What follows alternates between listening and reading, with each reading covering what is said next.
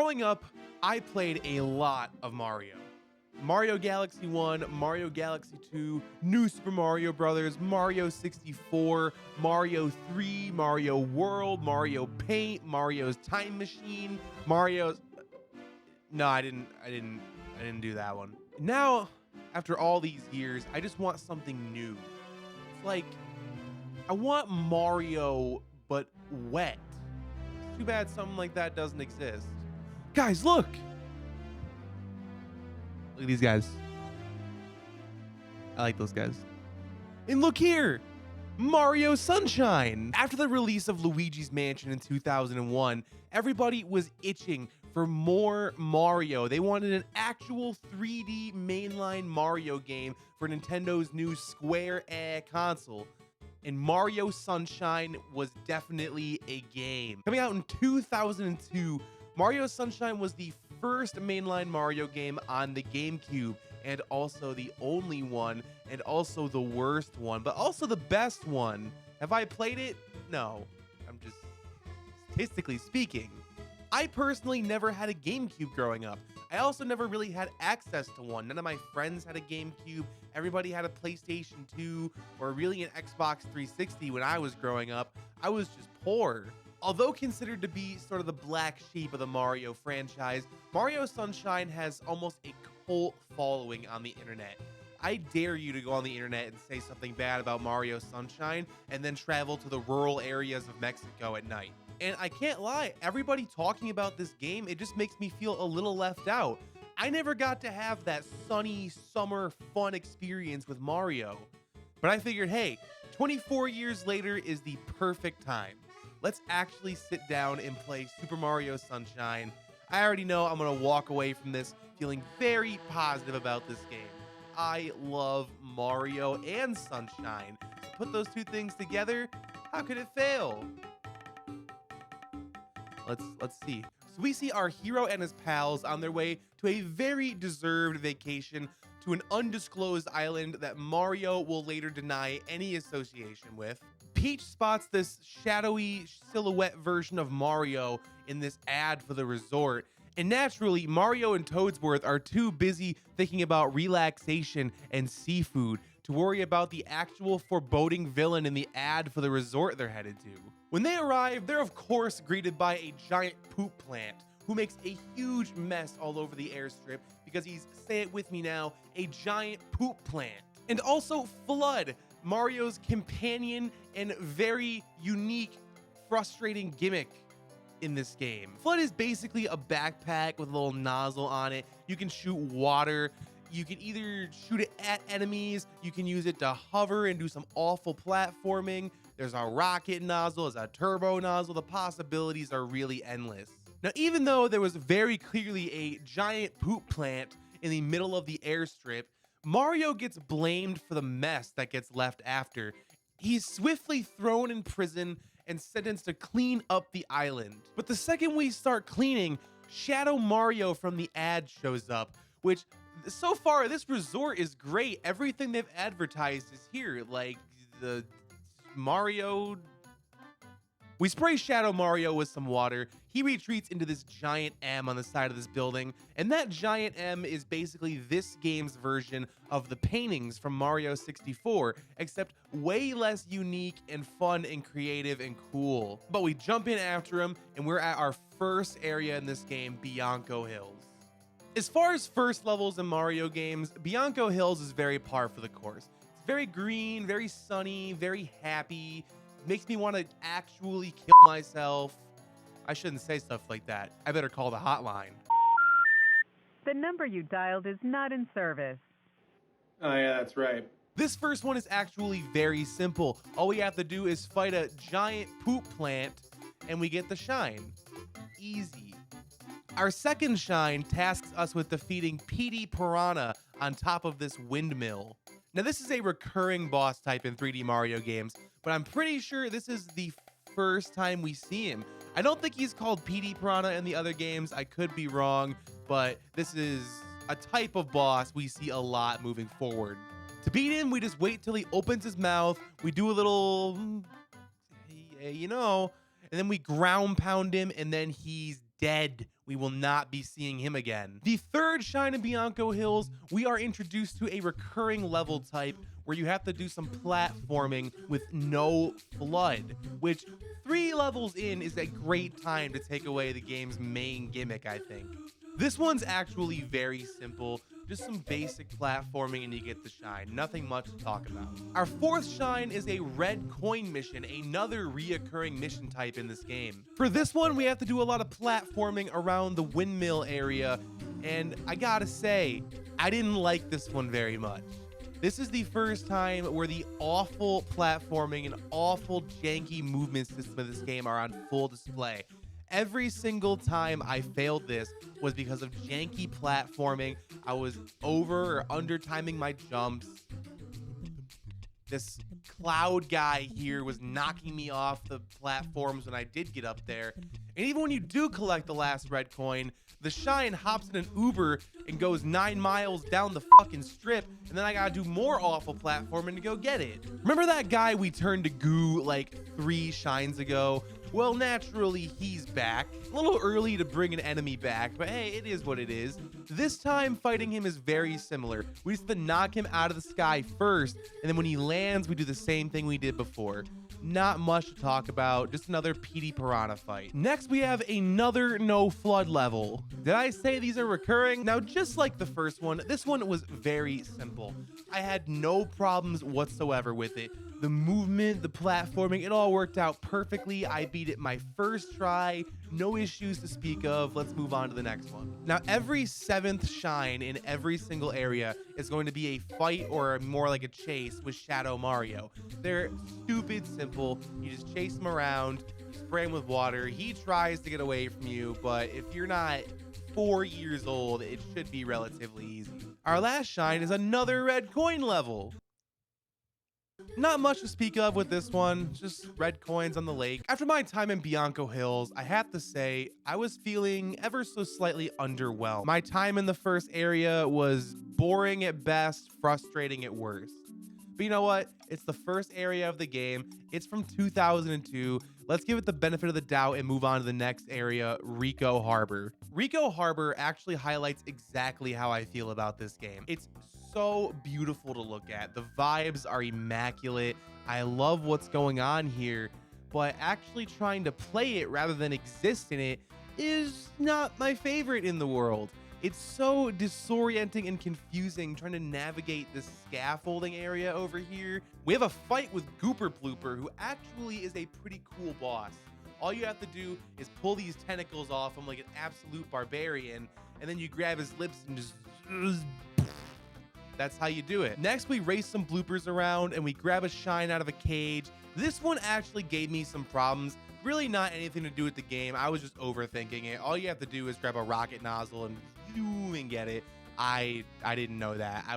This took me a long time. But that's not the game. I was just being stupid. Game 40 Andy 1. We have another no flood level after this.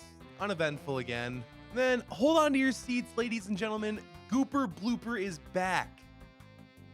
This game really likes callbacks from 6 minutes ago. This fight is literally the exact same, except this time it's on a helipad.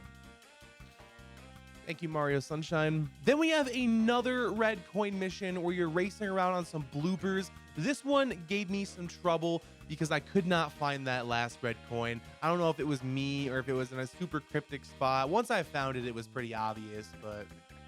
you know. Then we have another Shadow Mario stage, and then we move on to Yoshi's Fruit Adventure, which in Yoshi's Fruit Adventure, we're introduced to, of course, Yoshi. Now, the premise of this level is very simple. You need to get Yoshi and do some platforming. But what if I told you it wasn't that simple? Yoshi spawns in an egg, and to get Yoshi out of the egg, you have to bring him a fruit. In this case, a durian. And to get the fruit in this level, there's a fruit dispenser.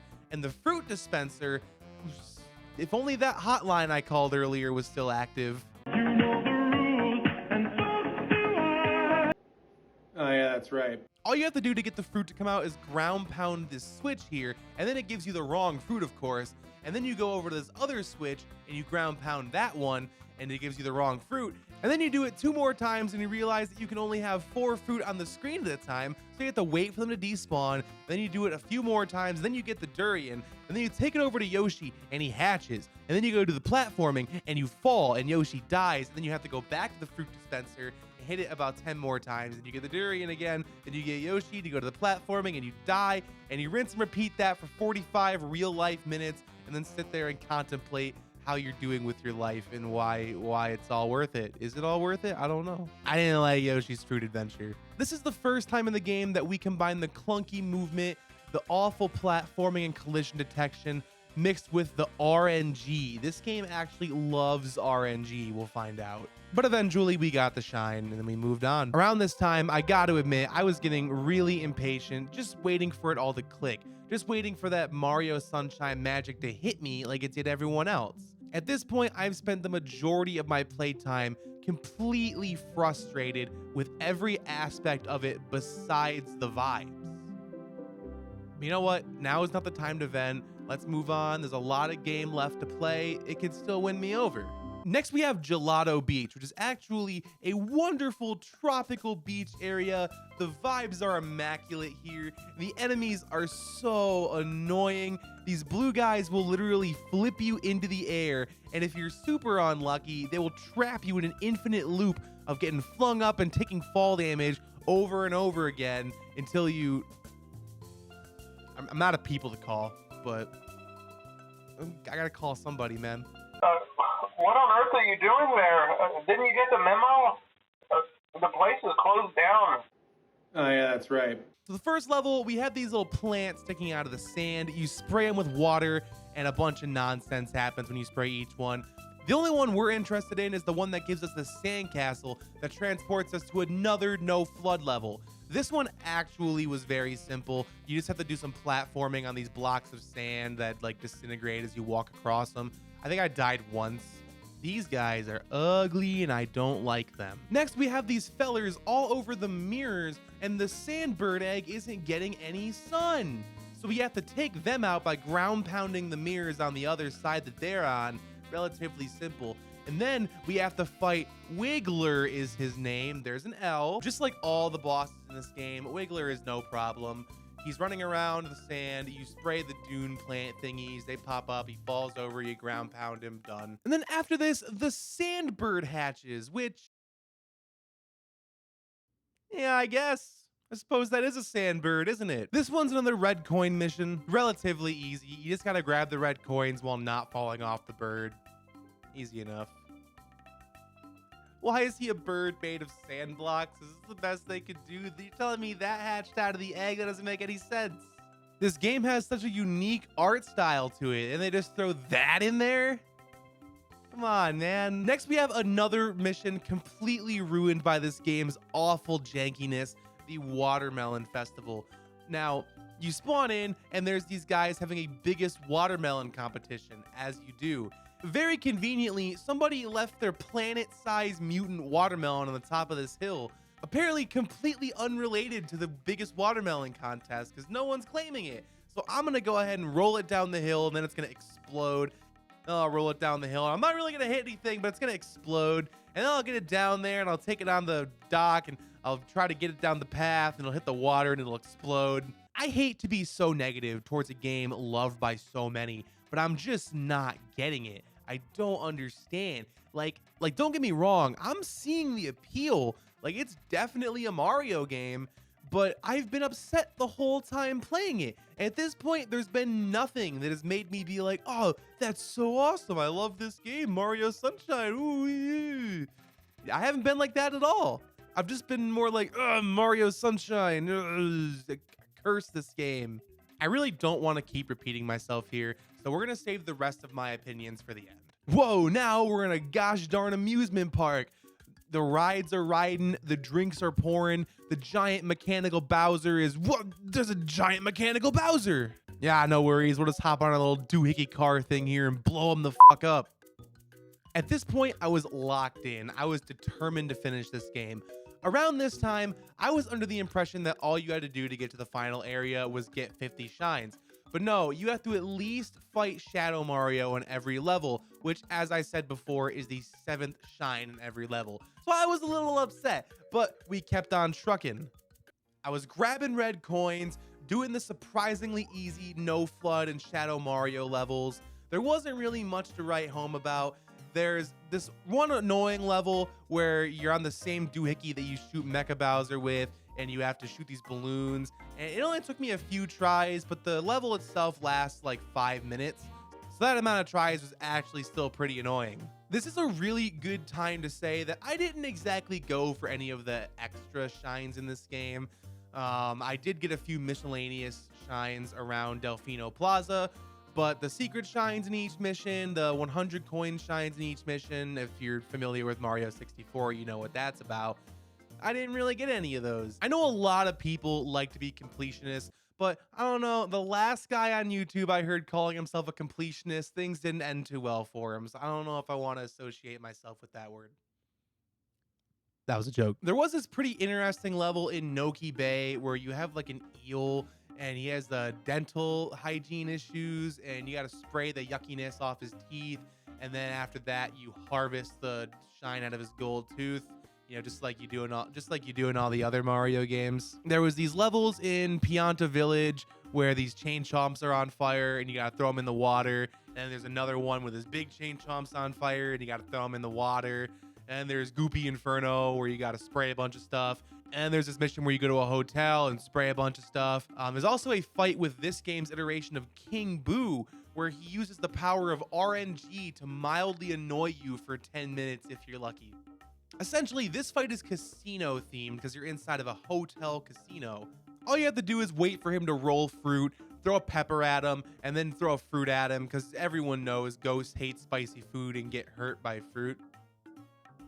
But he sure doesn't like rolling the fruit. He would much rather roll the one that spawns in enemies and coins. I don't need coins, I need fruit. There was also this one part in this one mission of the hotel where you get to spray these panels.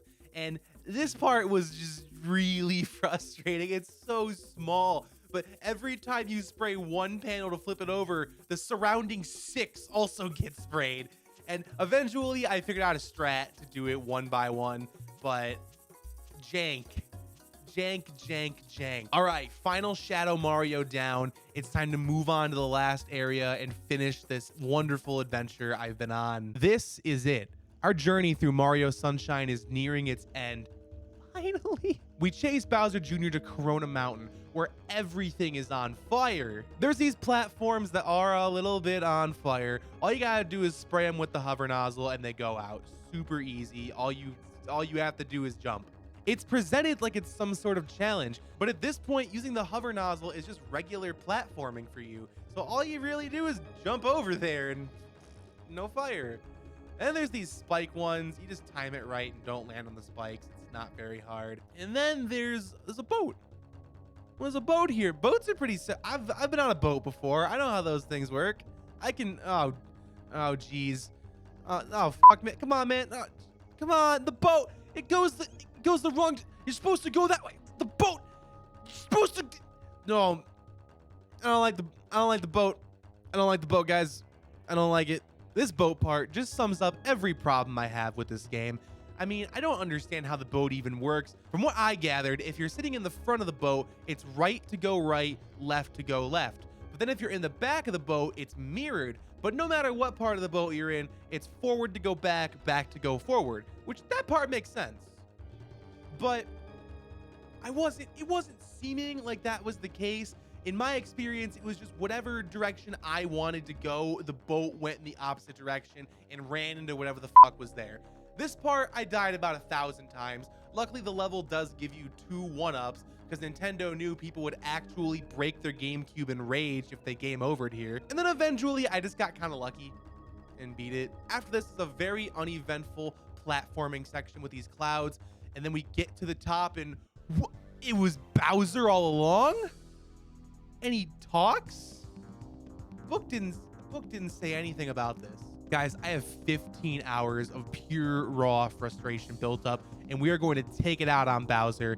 This boss fight is very simple. You just get the rocket nozzle, you ground pound these parts right here, and then you fall through, and then you fall through. And it's okay, it's just a glitch. We do it again, and then we fall through again. We fell through again. I just want to give up, man. Is it all worth it? Is it all? We can quit the game right now. We don't got to finish it. Once you adjust for the game's jankiness, it's actually a very simple boss fight. All you have to do is ground pound these designated areas here, and Bowser falls to his death. Him and Junior are dead. Died. Gone. Funeral. Flood also dies for some reason, and I gotta be honest, I don't care. The credits roll, and then we are done with Mario Sunshine. Thank God.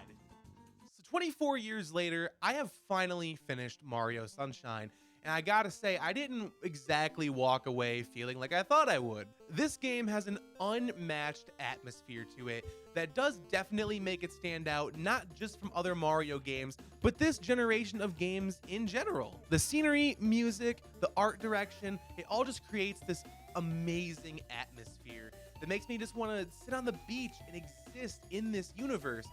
But I guess that's kind of the problem. This is a video game. Mario Sunshine is a wonderful world to exist in, but it's just not a fun game to play. The overuse of red coin, Shadow Mario, and no flood levels, the lacking enemy and boss variety, the janky movement, the horrible collision detection, it all just creates such a frustrating experience. And I got to admit, I really can't think of any single moment in this game where I had fun. This was just 15 hours of me trying to finish the game.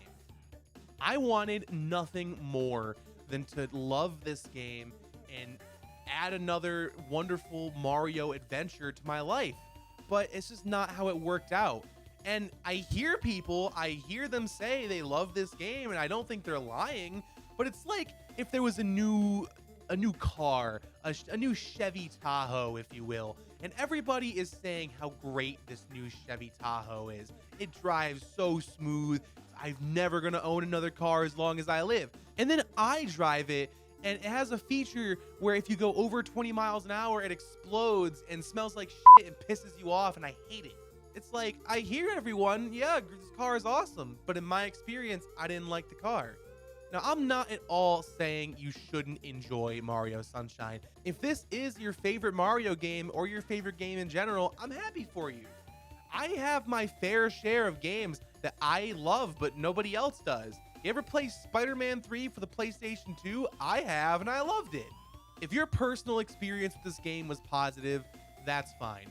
This was just my experience in the sunshine, and frankly, I wish I had stayed inside. Thank you so much for watching. If you were interested at all in seeing more content from me in the future, the subscribe and like buttons are there. I do also stream all the gameplay for these on Twitch.